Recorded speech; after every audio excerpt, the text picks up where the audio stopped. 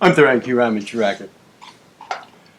Alright, this is a completely unscripted, however slightly forethought video.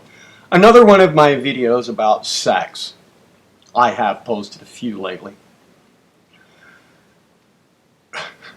And as with the others, I'm sure this is just going to really increase my popularity among the ladies. Kind of not. Really.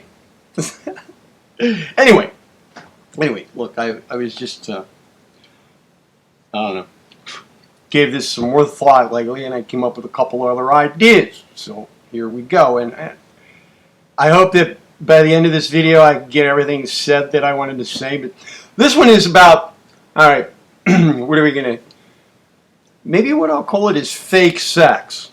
I have made a few videos about fake things lately too, like fake intelligence, fake reality, fake you, fake, I don't know, a couple other things that are fake.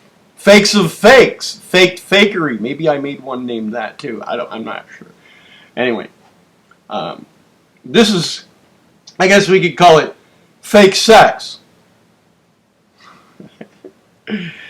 Okay, let's see. Where am I going to start here about this? Alright, maybe if I come to the point first, you know, right down to the meat of the matter, then the rest will come flooding in. Alright, so fake sex. Things like phone sex, for example. Cyber sex of any kind. Skype sex. Skype sex. That sounds really sexy itself, doesn't it? Skype sex. Hey, let's Skype sex. I'm not sure whether that sounds sexy or not. I guess maybe to some people it would, especially if they've got into the habit. Skype sex. In other words, fake sex. Skype sex, fake sex. Fake Skype sex. There might even be someday be fake Skype sex. You know, a way to have pretend Skype sex. How about that? That might be next coming up. And then, you know, you could even fake the fake of something that might turn out to be kind of fake too. But look, let me see if I can bring in the rest of my ideas here. Well, first of all, I think it's kind of humorous that a few years ago, a woman said to me, after having sex with her, she was my wife, as a matter of fact. At the time, she was my wife. I'm not married now, but anyway. Wasn't that fulfilling? And I said, not really. She said, what? That was great. Wasn't that great? And I said, well, I guess it was kind of great at the time, but, you know, I want to do it again. It didn't work.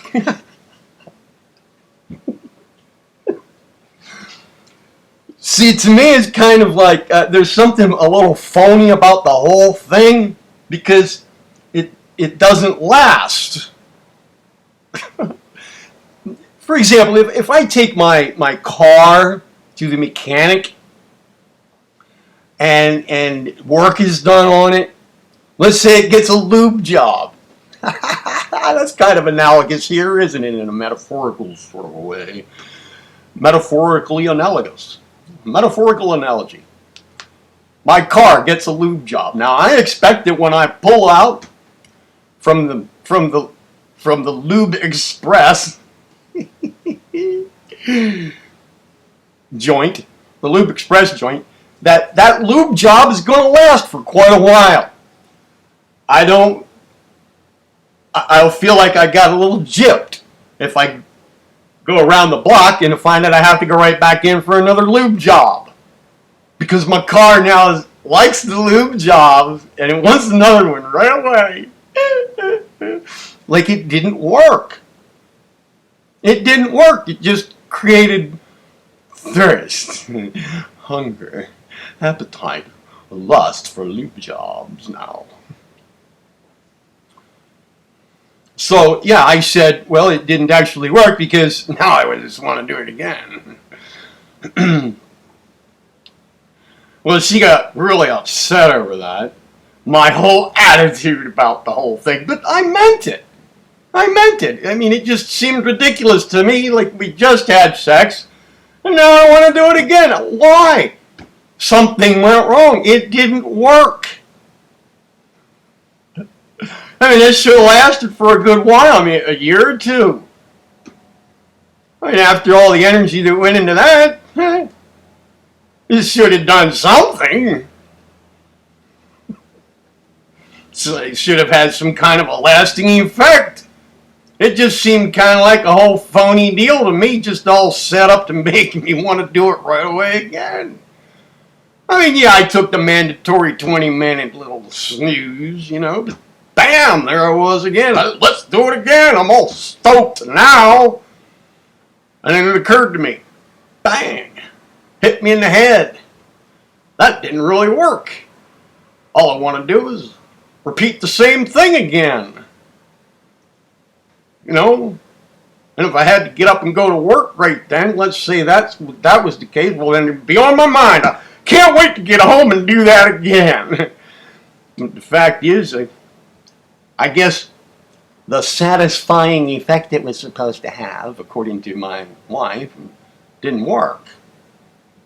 Turns out, I guess it didn't really work for her either, because after she cooled down a little bit from her dismay over my response, turns out she wanted to do it again too. Didn't work for her either. So there was something just a little bit fake about that. And you know what? It turns out, now this might come as great, some shocking revelation to you. I don't know. It might. But as it turns out, sex is for propagation of species. Now, there's a result that has a lasting effect. Oh, there's something quite, I don't know, not really fake about that. It's for making babies. How do I know that? Oh, I don't know. Maybe I'm just well endowed with esoteric intuition. I don't know. Call it intuition. I'll say it again. Sex is for making babies. Shocking, isn't it? It's not really for recreation.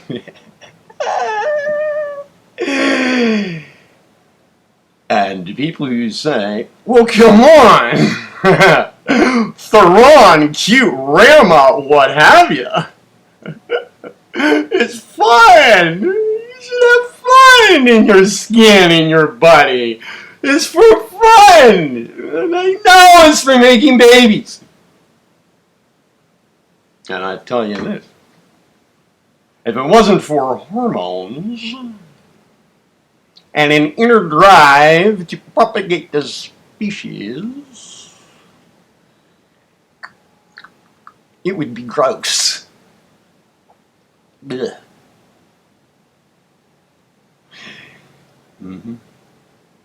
I mean, think about it. Alright. Fun? Yeah. When the hormones get going and all of that. The horniness sets in and the lust kicks in and the, idea of being intimate gets going in there too. Yeah. Oh yeah. Feels pretty good. It's kind of like, I guess, what some people would call just having fun. You know, like little kids, they have fun playing jacks or whatever, screwing around with Ouija boards or transformer things. But then, oh, when they become, oh, I don't know how old. What's the age? I'm not sure. I guess it varies person to person. But then suddenly fun is sex. Then that replaces all the other stuff, huh? Now that's what's fun. It's not real fun unless it's sex, huh? That's adult fun. I don't know, that just seems to kind of be like a lower chakra idea of fun, if you ask me. But anyway, yeah, if it wasn't some kind of fun, well, that might be another reason why we wouldn't actually do it in order to propagate your species. There has to be something appealing about it, right? Because if there wasn't something that slips in there and makes it all seem really appealing in a somewhat natural sort of way, after all, propagation of the species and nature, I don't know, they kind of go together. But if that weren't the case, then who would do it? It'd be just kind of like a gross thing. Ooh. Stick the dirty part where the other dirty part is, you know, put that dirty part in the other dirty part and you know, wiggle.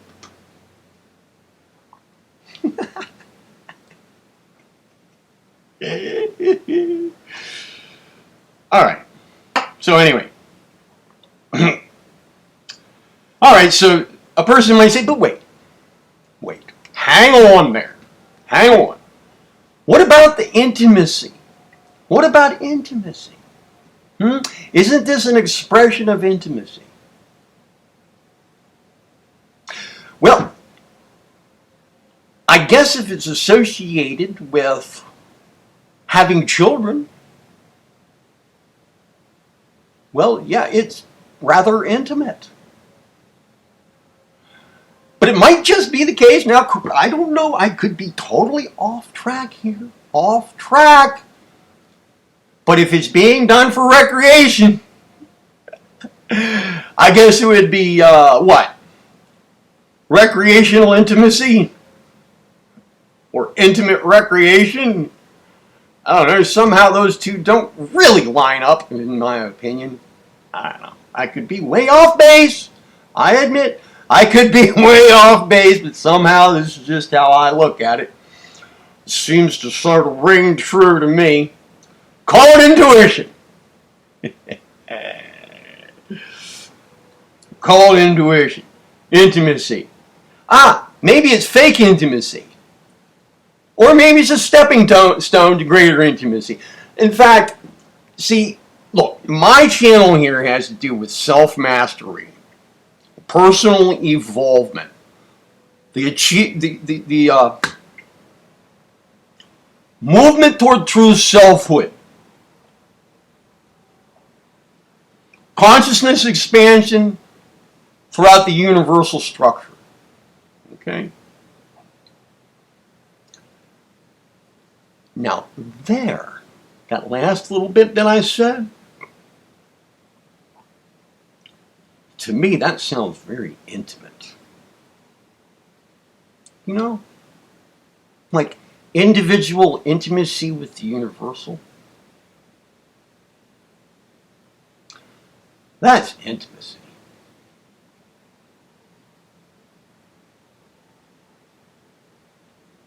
Being caressed by the universe.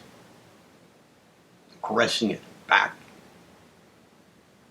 Kind of seems to me that male-female bonds, male-female relationships are a practice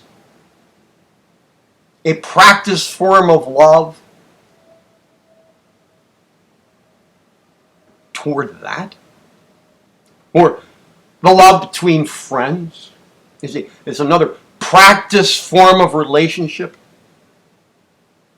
Practice. Stepping stone toward friendship with the universe.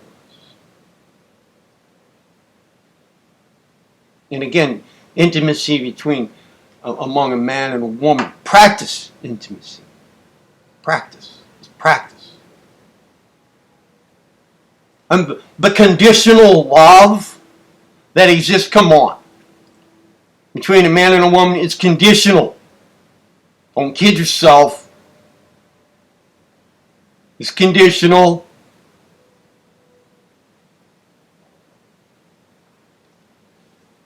It's practice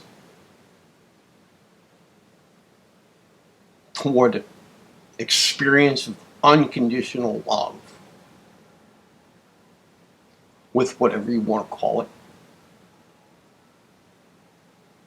The absolute source of the true self, in which the true self roots, the universal structure, an unconditional relationship at that level. So intimacy at the human level, again, this is just a gut thing here, or maybe an intuitive thing, right? These other relationships with people are kind of like practice for the big deal, the true intimacy. So if we want to say, well, wait a minute, what about the intimacy of sex? Okay, let's involve the intimacy in sex, all right? Then that too is a practice form of relationship. Practice. And in a sense, we could call it, a kind of like phonyized version of it, of the real deal. Not the real thing, but kind of like a preliminary or a prerequisite or a stepping stone or something like that, but not an end in itself.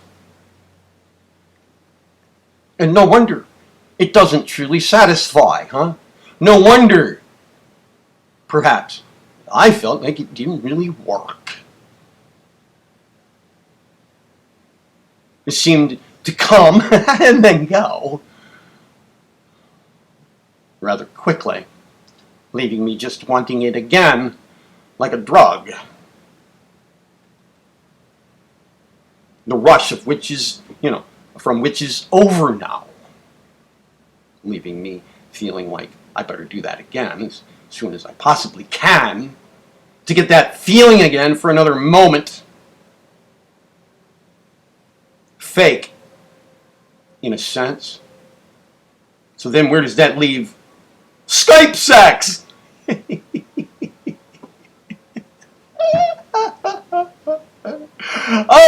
Oh, just so fulfilling, isn't it? So satisfying.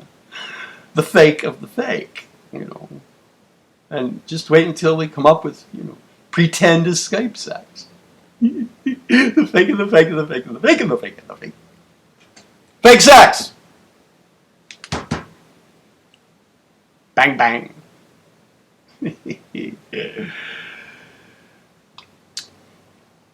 All right. Wham, bam, thank you, computer. By the way, I didn't get your name. Oh, iMac. Was there anything else that I was going to say about this right here? There must have been. Because I just feel like I'm not quite satisfied with this video yet. There's something lacking. Something not quite in it. Oh, yeah! Oh, yeah. There is, yeah. Well, a person could say, Theron! Yo, Theron! What about Tantra? You know about yoga Tonto, Theron.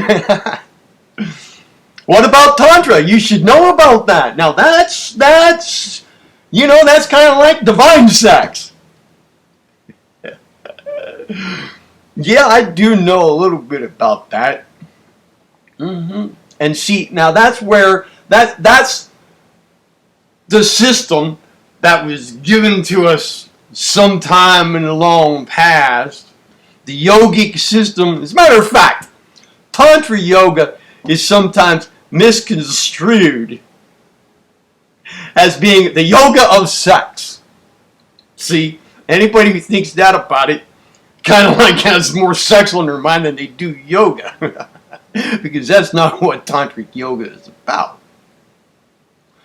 Tantra yoga is really the most complete yogic system because it includes all the rest: Kundalini Kriya, Ashtanga, you name it, whatever, Raja, Bhakti, Jhana, and so on.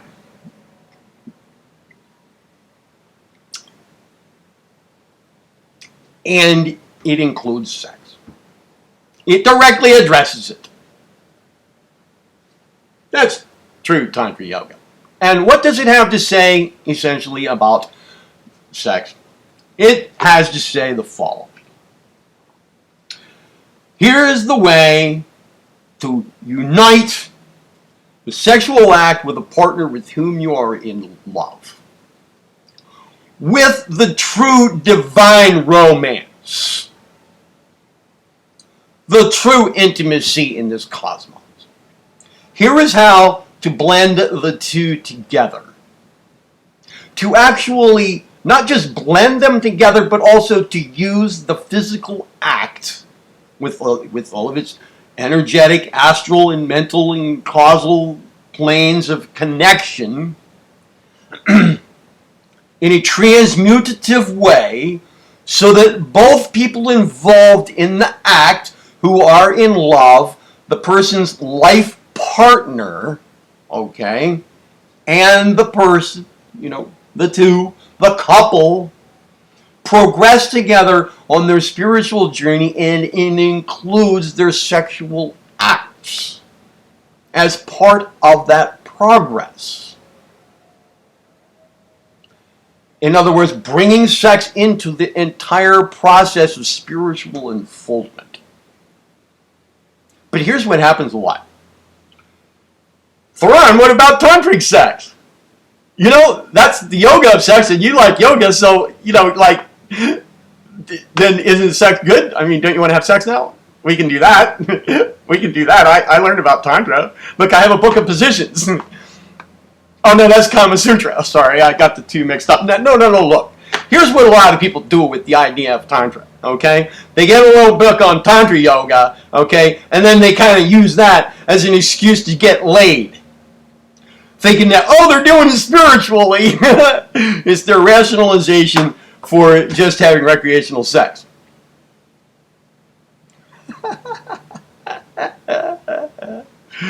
There's nothing in the tantric yoga system really that says, okay, so you like to do spiritual unfoldment through the uses of yogic systems, so therefore let's go the tantra way, and so now you have to go out and get a partner and have sex.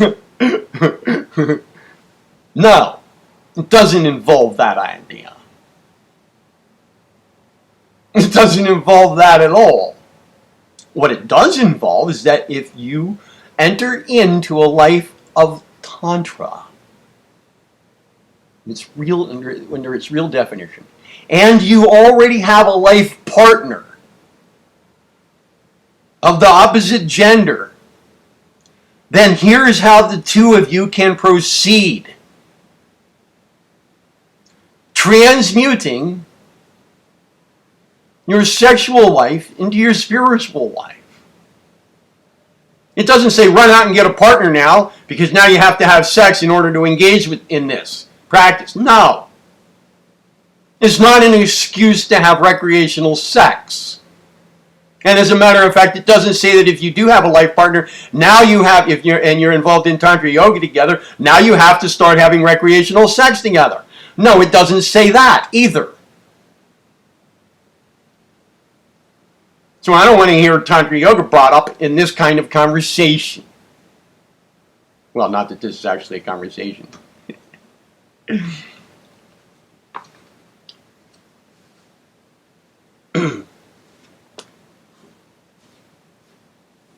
All right.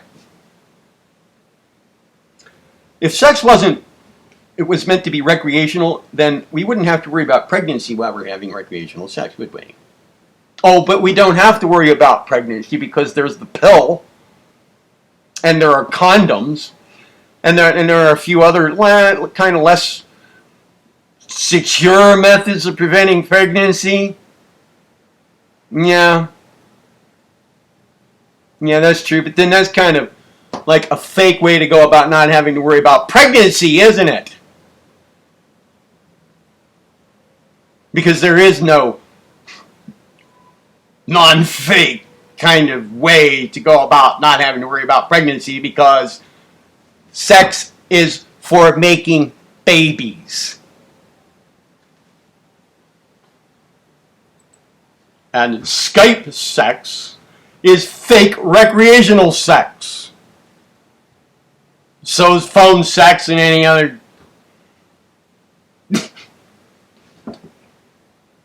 artificial sex act with another human being. Alright, I'm Theron Ramacharaka. Have a good day.